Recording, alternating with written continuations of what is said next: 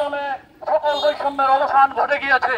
তাহলে কেন আমাদের এই ক্যাডার সার্ভিসে বৈষম্য থাকবে?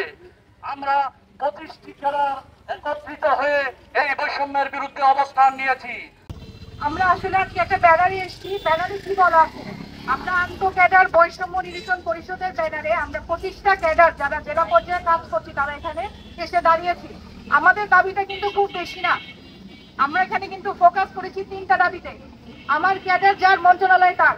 আমি একটু এক্সাম্পল দিয়ে বলি, আমরা যখন ডাক্তারের কাছে যাই তখন আমরা ডাক্তারকে বলি যে আমার এইখানে সমস্যা। একজন ডাক্তারই কিন্তু আমার সমস্যাটা কোথায় আইডেন্টিফাই করতে পারে।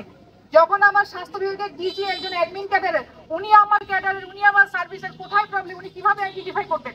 লজিকে আসি, আমি অন্য তর্ক বিতর্কের আগে লজিকে আসি। যে যে মন্ত্রণালয়ের জন্য এক্সপার্ট, যে যে তাদেরকে আমরা সেখানেই যাই।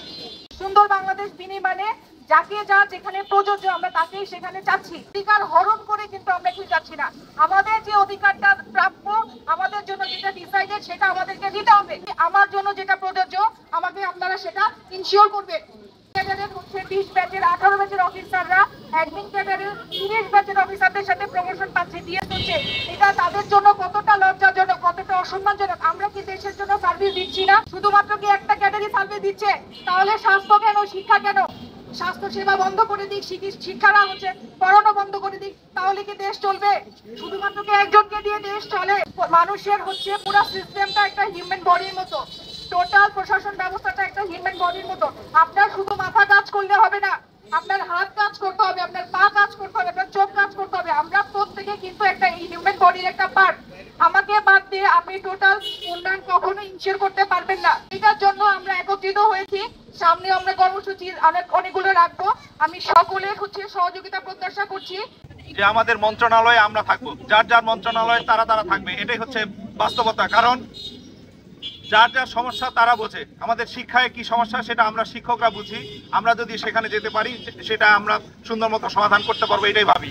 কিন্তু সেই জায়গায় প্রশাসন ক্যাডার সব সময় সব জায়গাতেই সব ক্যাডারই একই অবস্থা, যে প্রশাসন ক্যাডার সেই স্থানগুলি দখল করে থাকে। এটার জন্য এটার বিরুদ্ধে আমরা বরাবরই সোচ্চার হয়েছি, কিন্তু সময় সুযোগ আসেনি। তো আমরা এবার খুব জোরে সরেই নেমেছি যে আমাদের দীর্ঘদিনের চাওয়া যে যার যার ক্যাডার তার দখলে থাকবে। আমরা সবাই এক থাকবো, ঐক্যবদ্ধ থাকবো, যে কোনো বিপদে একসাথে থেকে আমরা এই বৈষম্য নিরসন করব। খালি থাকা অবস্থায় তাদের সাথে চিকিৎসার জন্য যাবে, নানান তাল বাহানা ফল ছাত্রদের তারা আপনাদের ডিউটি দিবে না, প্রমোশন দিবে না, কিন্তু তাদের ডিউ হওয়ার সাথে সাথেই তারা সেটাকে করে ফেলছে, ব্যাচ ভিত্তিক করে ফেলছে, তাদের পদের দরকার নাই। আমাদের কর্মসূচির অংশ হিসেবে যে মানববন্ধন কর্মসূচি সবাই একত্রিত হয়েছি, জেলা স্বাস্থ্য বিভাগের পক্ষ থেকে এবং সবার সাথে আমরা একত্রিত ঘোষণা করছি। বৈষম্য বিরোধী নতুন বাংলাদেশে এই ধরনের বৈষম্য একেবারেই থাকা উচিত না, আগেও থাকা উচিত ছিল না।